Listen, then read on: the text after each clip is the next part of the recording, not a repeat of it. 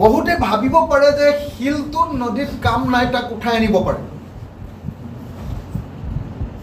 কিন্তু শিলটো হ'ল গোটেই ইক'চিষ্টেমটোৰ এটা পাৰ্ট, বালিটো হ'ল তাৰ গোটেই ইক'চিষ্টেমটোৰ এটা পাৰ্ট।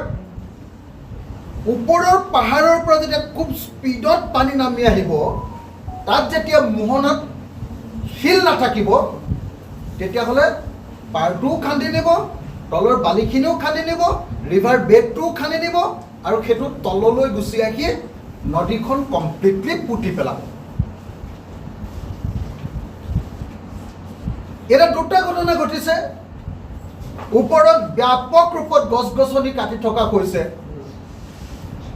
পাহাৰত ব্যাপক ৰূপত ওপৰত কয়লাৰ খনন কৰা হৈছে, ব্যাপক ৰূপত কয়লাৰ খনন কোনে কোনে কৰিছে আৰু ক'ত ক'ত কৰিছে। কয়লা খনন নাগালেণ্ডৰ আমাৰ অঞ্চলত প্ৰভাৱ পেলোৱাকৈ কয়লা খনন চলি আছে নাগালেণ্ডৰ মন জিলাত, লংলেং জিলাত আৰু মুককচাং জিলাত। সেই জিলাকেইখনৰ য'ত য'ত কয়লা খনন হৈছে সেই ঠাইবিলাক হ'ল বৰজান, নিমখপানী, টকৌবাৰী, লেণ্ডশ্লিপ, কংগন বস্তি, লালপথাৰ, বুঢ়া নামচাং, নামচাং, লাচুং, চাপা, এনাকি বস্তি, লুকটুং, ভোগলাংচু, ভোগলাচুং, আপচা, পানীখেতি, আবৌ, এইবিলাক অঞ্চলত ব্যাপক ৰূপত কয়লা খনন চলি আছে নাগালেণ্ডত। কয়লা কোনে খান্দিছে? কয়লা কোনে খান্দিছে? কয়লা খন্দা মূল মানুহকেইটা হ'ল পৱন দাগা, বাহিৰৰ মানুহ। তেওঁ ঝাৰখণ্ডৰো কোল মাইনিঙৰ এজন মেইন মানুহ পৱন দাগা। দীপক আগৰৱালা, নামবিলাক শুনিব দেই, পৱন দাগা, দীপক আগৰৱালা, নিৰ্মল জৈন, আবু হুছেইন, নিয়ামাতুল্লা খান, হালিম আলী, সৰ্বেশ মিশ্ৰ, মন্টু শৰ্মা, নন্দেশ্বৰ গগৈ, মুস্তাক আহমেদ, জাকিৰ হুছেইন আদি। তেওঁলোকে আটাইতকৈ ডাঙৰ ডাঙৰ পাৰ্টি, তেওঁলোকে কয়লা খনন। এই গোটেই কয়লাবিলাক খননৰ কাৰণে নাগালেণ্ডৰ মেইন যিজন মানুহ, সেই মানুহজনৰ নাম হ'ল মেটলাও কন্যা ওৰফে আমাত কন্যা, আমাত কন্যা বা মেটলাও কন্যা। মেটলাও কন্যাক বা আমাত কন্যাক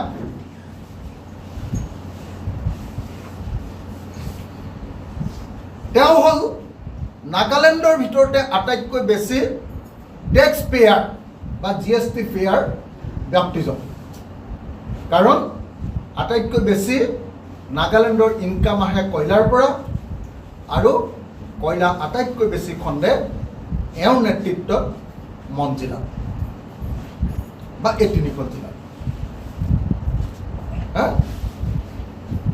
এই যিজন মাতালো কন্যাক বা মেটলাও কন্যাক ওৰফে আমাত কন্যাক কালি পৰহি অসমৰ এটা টীম যেতিয়া তালৈ গৈছে, সাংবাদিকৰ টীম, তেতিয়া এই মেটলাও কন্যাকে মোৰ নামটো লৈছে, কৈছে যে অখিল গগৈ লৈ আহিব লাগে, যে কয়লা খননৰ আচলতে দৃশ্যবিলাক, কয়লা খননৰ দৃশ্যবিলাক বোলে তেওঁ মোক দেখুৱাব খোজে, আৰু কয়লা খননৰ দ্বাৰা যে এইটো হোৱা নাই এই বস্তুটো তেওঁ মোক দেখুৱাব খোজে, এনেকৈ বুলি এজন সাংবাদিকক কৈছে।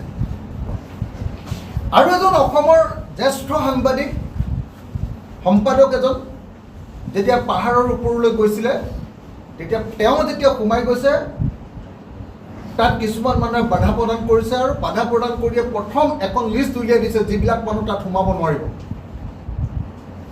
1 নম্বৰ নামটো আছে অখিল গগৈ, 2 নম্বৰ নামটো আছে ক্ৰছ কাৰেণ্ট, 3 নম্বৰ নামটো আছে প্ৰতিদিন টাইম।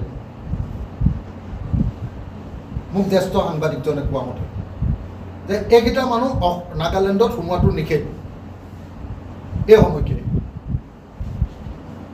এতিয়া এই যে পৱন ডেকা, দীপক আগৰৱালা, নিৰ্মল জৈনৰ পৰা সৰ্বেশ মিশ্ৰ বিহাৰী মানুহ, মন্টু শৰ্মা, এইবিলাকলৈকে যিবিলাক কয়লা খননৰ মাইনিং কৰাৰ যিবিলাক মানুহ আছে, মোক ক'বলৈ বেয়া লাগিছে কিন্তু ক'বই লাগিব যে এই গোটেইবিলাকৰ গেংষ্টাৰ কিন্তু অসমৰ এজন মন্ত্ৰী, আৰু দুৰ্ভাগ্যজনকভাৱে সেই মন্ত্ৰীজন বৰ্তমান অসমৰ ৱাটাৰ ৰিচোৰ্চ মিনিষ্টাৰ।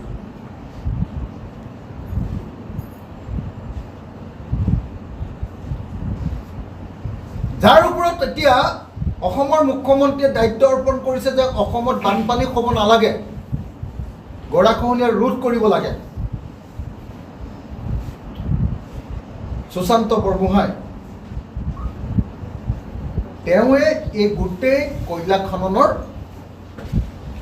গোটেই এই যে টিমটো আছে, এই টিমটোৰ গেংষ্টাৰ কিন্তু দুৰ্ভাগ্যজনকভাৱে মোৰ ক'বলৈ বেয়া লাগে, কিন্তু উপায় নাই, মোৰ বন্ধুও হয়, কিন্তু মোৰ উপায় নাই যে সেই গোটেই গেংষ্টাৰজন হ'ল কিন্তু সুশান্ত বৰগোহাঁই। আপাৰ টিৰু আৰু লৱাৰ টিৰু মন জিলাৰ নাগিনীমাৰা চাৰ্কুলত টিৰুৰ কয়লা খননৰ গেংষ্টাৰজন কিন্তু ধৰ্মেশ্বৰ কোঁৱৰ, সোণাৰীৰ MLA। আপাৰ টিৰু আৰু লৱাৰ টিৰুৰ কয়লা খননৰ মূল গেংষ্টাৰজন কিন্তু ধৰ্মেশ্বৰ কোঁৱৰ, MLA সোণাৰী। এওঁ কি কৰিছে, তাত কয়লা খনন কৰি লোহা পাহাৰত 250-ৰ পৰা 300 ফুট গভীৰ লেক বনাই পেলাইছে, ডাঙৰ ডাঙৰ কয়লা খানি খানি। এতিয়া কালি সাংবাদিকজনক কৈছে যে এতিয়া গোটেই বস্তুটো আমাৰ নাগালেণ্ডৰ ওপৰত পৰিছে। এই কন্যাক বোলা মানুহজনে, কি কন্যাক কৈছিলোঁ, মতলাও নে কি নাম, মেটলাও কন্যাকে কৈছে যে এতিয়া গোটেই আমাক নাগা মানুহক ধৰিছে, কিন্তু মালটোতো এনেকৈ কৈছে বোলে, মালটোতো অসমৰ মন্ত্ৰীকেইটাহে খাইছে, আমিতো কেইটকা পাওঁ, এনেকৈ কৈছে। এতিয়া অসমত এনেকৈ যেতিয়া কয়লা তাৰ পৰা খান্দে, তাত পাহাৰটো কিনি ল'লে, তাত মেটলাওক কি পইচা দিলে, সেইবিলাক মই নাজানো কিমান দিয়ে কি কথা, কিন্তু অসমলৈ নামি অহাৰ পাছত নিমনাগড়ত এখন LP ট্ৰাকত 18,000 টকাকৈ গুণ্ডা টেক্স লোৱা হয়। নাগিনীমাৰাত 27,000 টকাকৈ এখন LPত গুণ্ডা টেক্স লোৱা হয়। গেলেকীত 18,000 টকাকৈ গুণ্ডা টেক্স লোৱা হয়, আৰু তুলিত গুণ্ডা টেক্স লোৱা হয় 18,000 টকাকৈ। নিমনাগড়ত গুণ্ডা টেক্সটো লয় ধৰ্মেশ্বৰ কোঁৱৰে, নাগিনীমাৰাত সুশান্তৰ হৈ টেক্সটো লয় সুৰেশ কোঁৱৰে, গেলেকীত সুশান্তৰ হৈ পংকজ গগৈ লয়, আৰু তুলিত সুশান্তৰ হৈ জনাৰ্দন হাজৰিকাই লয়। এই কাহিনীও অসমীয়া মানুহে জনা দৰকাৰ কাৰণে মই চিধা নামবিলাক কৈ দিছোঁ। আপোনালোকে উলিয়াব পাৰিলে উলিয়াব, নুলিয়াব পাৰিলে নুলিয়াব। আৰু যিহেতু মোৰ মুখেৰে কৈ দিছোঁ, গতিকে ৰিক্সটো যিহেতু মোৰ, আপোনালোকে উলিয়াব পাৰিব লাগে নিয়মমতে। উলিয়াব পাৰে নে নোৱাৰে নাজানো। তুলি, লাকুৱা, ভজুৰ পৰা যোৱা ৰেকসমূহত নাগালেণ্ডৰ কয়লাৰ নাম।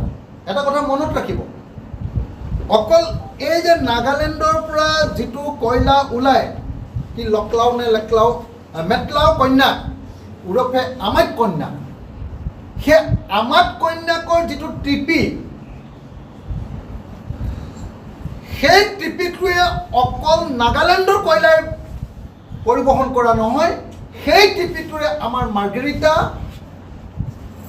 আমাৰ লিডুৰ কয়লা, আৰু সিফালে অৰুণাচলৰ কি বুলি কয় এইটো ঠাই,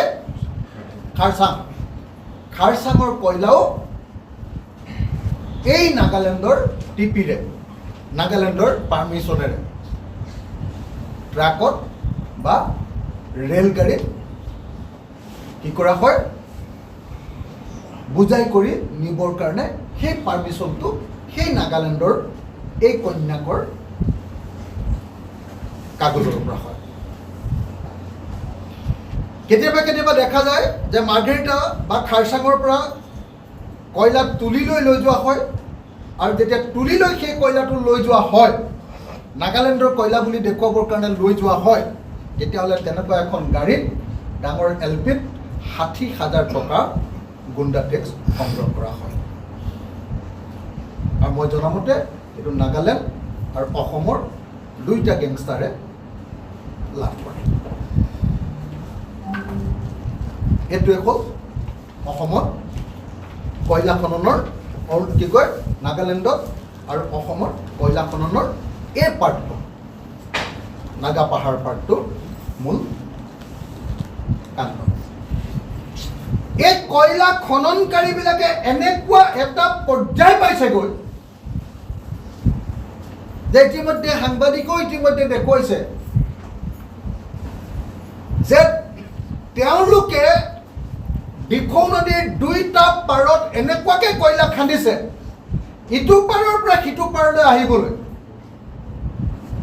আৰু কয়লা যিহেতু এইবিলাক ইলিগেল, একচুৱেলি আপোনালোকে নিশ্চয় জানে যে নাগালেণ্ডত কয়লা খনাটো এটা ইলিগেল কাৰবাৰ। কেলে জানেনে? নাগালেণ্ডত ভাৰতৰ সংবিধানৰ 371 অনুচ্ছেদ A 371A লাগু হৈ আছে। সংবিধানৰ মতে নাগালেণ্ডৰ কয়লাৰ ওপৰত চেণ্ট্ৰেল গভৰ্ণমেণ্টৰ কোনো অধিকাৰ নাই, কিন্তু ষ্টেট গভৰ্ণমেণ্টে কয়লা বা তেল খান্দিবৰ কাৰণে ষ্টেট এছেম্বলিত যেতিয়া ৰিজলিউশ্যন লয় সেইটো আকৌ ৰাষ্ট্ৰপতিয়ে পাছ কৰি দিব লাগে, অৰ্থাৎ চেণ্ট্ৰেল গভৰ্ণমেণ্টে পাছ কৰি দিব লাগে। কিন্তু এতিয়ালৈকে নাগালেণ্ডত কয়লা বা তেল খান্দিবৰ কাৰণে চেণ্ট্ৰেল গভৰ্ণমেণ্টে পাছ কৰি দিয়া নাই।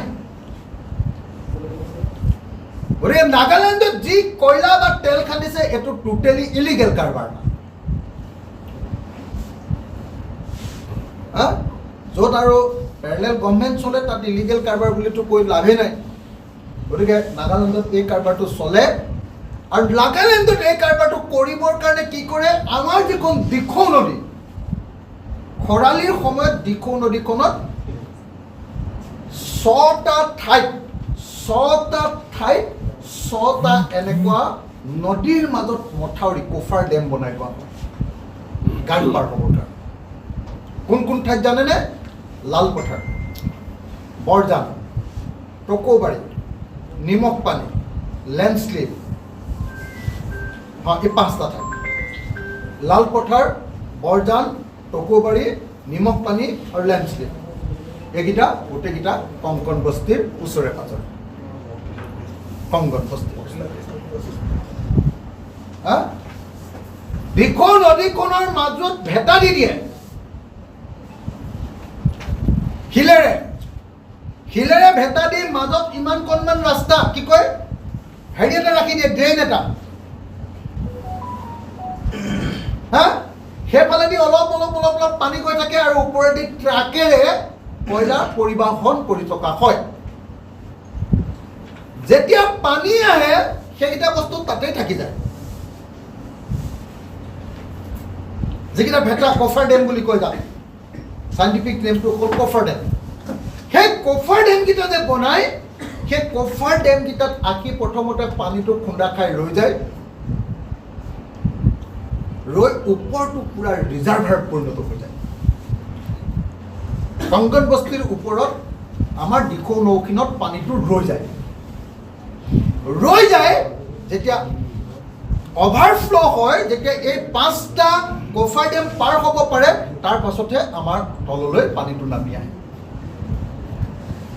আমি জনামতে এইবাৰ তেনেকুৱা কফাৰ ডেমবিলাক পানীয়ে উৰুৱাই লৈ অহাৰ কাৰণে,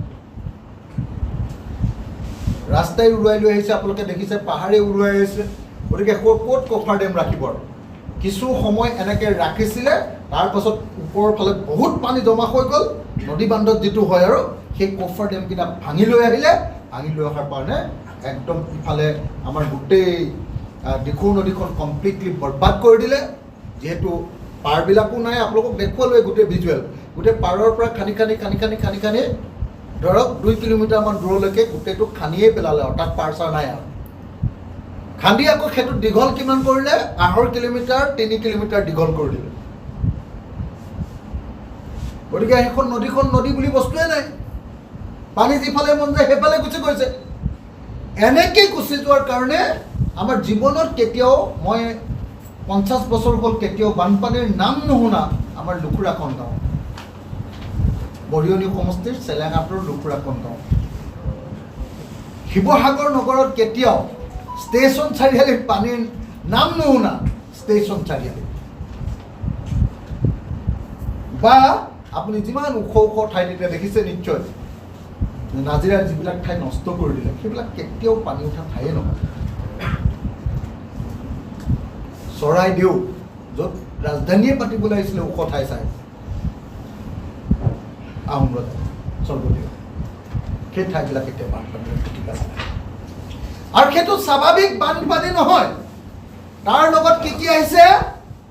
কয়লা, শিল, গছ গছনি, জাবৰ জোঁথৰ, পাহাৰ কৰি অহা গোটেইবিলাক যিমানবিলাক ডেব্ৰিজ আছে, চব ডেব্ৰিজবিলাক একেলগতে আহি এফালৰ পৰা হয় ঘৰ মহতিয়াই নিছে, নহ'লে পথাৰবিলাক পুতি পেলাইছে পলস।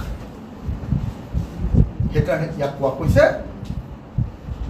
1750 চনৰ পাছৰ আটাইতকৈ ডাঙৰ ডিজেষ্টাৰ, কেটাষ্ট্ৰফি।